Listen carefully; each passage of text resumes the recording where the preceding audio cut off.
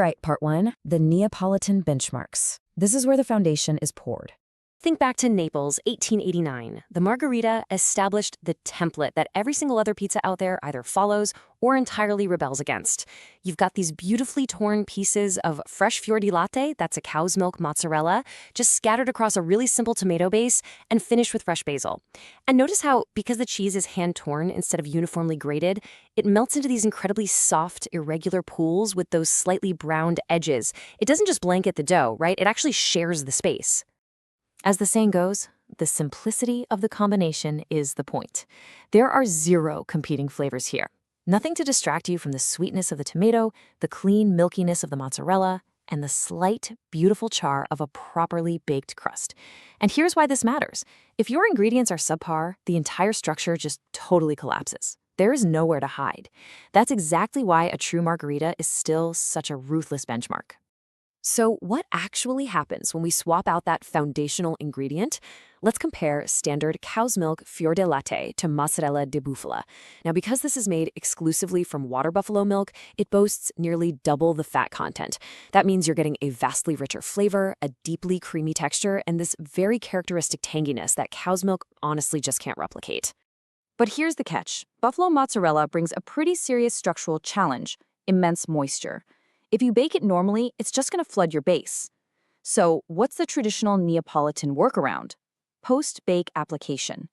Serious pizzaiolos will actually add this high-moisture cheese after the pizza leaves that searing hot oven. The residual heat from the dough gently warms the cheese. It keeps the center cool, absolutely prevents a soggy base, and really lets the vibrant character of that milk shine through. Moving on to part two, cheese as the subject. We're talking serious flavor layering here. And that brings us right to the Quattro Formaggi, the four-cheese structure. Rather than just having one single cheese reacting with tomato sauce, we're layering multiple cheeses for their distinct architectural properties. Think of it like a building. Mozzarella provides your solid structural foundation.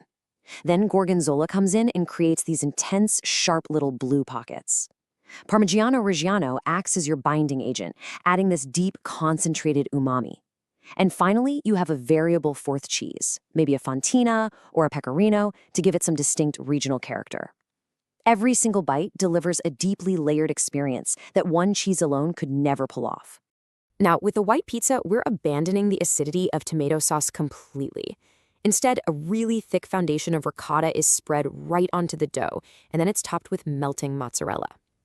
We aren't contrasting dairy with acid anymore. We're essentially asking the diner to engage purely with the cheese itself. It's a gorgeous landscape. You get that soft, fresh ricotta underneath, playing right against the browned, bubbling, melted mozzarella on top. All right, part three, the stuffed crust. Let's look at some late 20th century innovation. You probably remember the 1990s, right? That's when we saw this massive commercial explosion of folding the dough border over a solid cylinder of cheese. But honestly, this isn't just some fast food novelty. It's a globally recognized structural variation. It completely transforms the outer rim of the pizza from basically just a handle into a secondary hidden pocket of hot, flowing dairy. But you can't just shove any cheese in there. It has to survive a highly enclosed, incredibly high-heat environment. Specifically, it has to meet three non-negotiable requirements. Number one, it must melt completely but stay flowing. Number two, it has to control oil release, otherwise the crust literally turns to grease. And number three, it needs enough inherent flavor to stand on its own without any sauce. Structurally speaking, low-moisture mozzarella mathematically dominates this production because it perfectly balances that rigorous engineering equation. Next up, part four, luxurious flavor profiles. We are talking truffle and onion. The combination of truffle and cheese is incredibly ambitious, but it entirely justifies itself, provided you follow some very strict pairing rules. You absolutely must use mild, creamy cheeses here. Think fontina, taleggio, or fresh mozzarella. If you use an assertive, aged cheese, it's just going to aggressively argue with the complex earthiness of the truffle.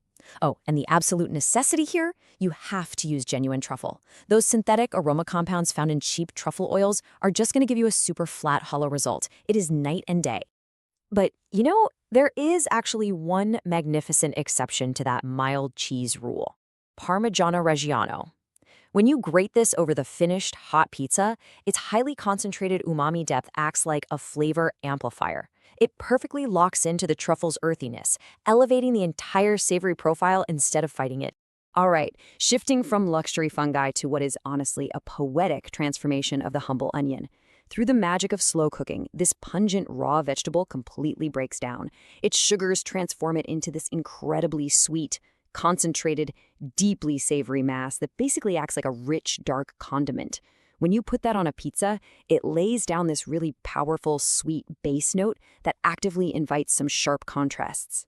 And that sweet base creates the perfect environment for highly sophisticated contrasts. You could use an aged Gruyere to bring in a nutty, sharp harmony. Or maybe a fresh goat's cheese, which softens beautifully in the oven without fully melting, so you get to keep that crumbly tanginess right against the dark sweetness below. Or even a Gorgonzola dolce for just a really gentle, creamy blue note. Whatever you choose, it results in a flawlessly harmonized bite of sweet, sharp, and creamy elements.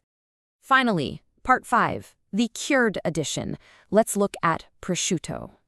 Cheese and prosciutto. Now, this isn't just about throwing some meat on flatbread.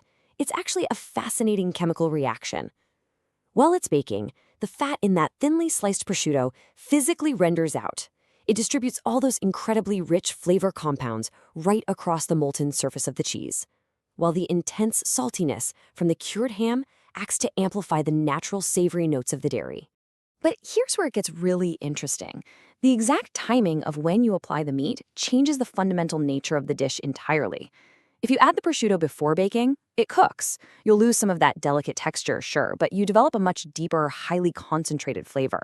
But if you add it after baking, it stays completely raw. It totally retains that silky, yielding texture and the fresh, complex flavor that honestly makes high-quality prosciutto worth its premium price tag in the first place. Ultimately, achieving the highest culinary harmony really comes down to restraint. The incredibly delicate character of a premium cured meat demands mild companions. Things like fresh mozzarella, a creamy burrata, or maybe a really light stracciatella. These soft yielding dairies step back, allowing the meat to remain completely and profoundly present. And it forces us to ask, when it comes to the architecture of flavor, is the greatest achievement not what we choose to add, but what we deliberately choose to hold back?